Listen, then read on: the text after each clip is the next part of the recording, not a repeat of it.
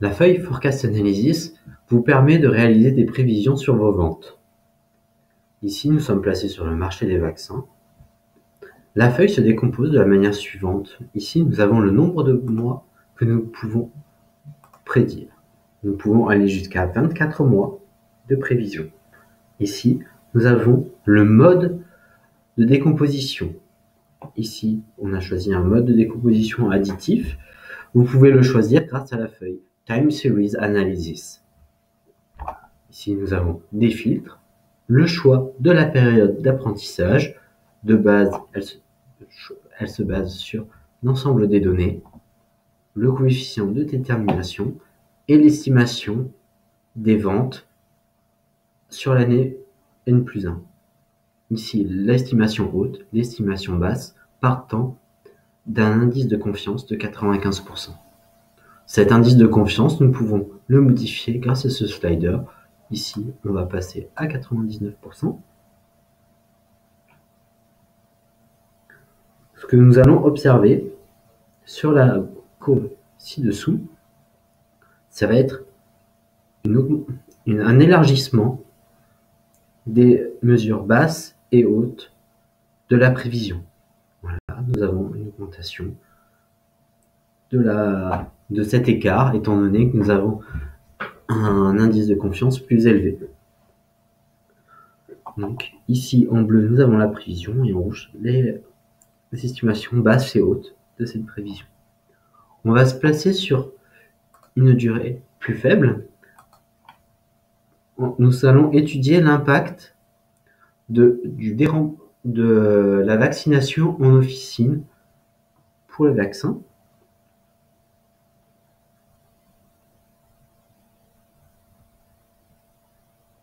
Donc, nous allons réduire notre période et on va se placer ici pour notre période d'apprentissage, voir ce que aurait prédit le modèle s'il n'y avait pas eu de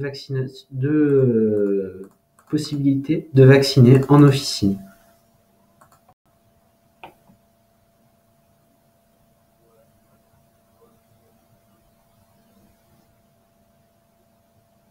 Donc là, nous réalisons une période d'apprentissage plus faible. On se place ici.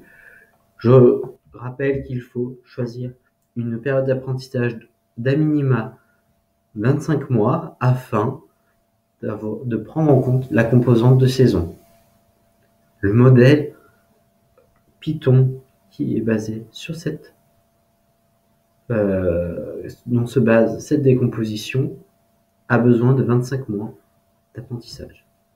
Donc là, on est placé sur la saison 2019, la dernière saison qui a eu lieu.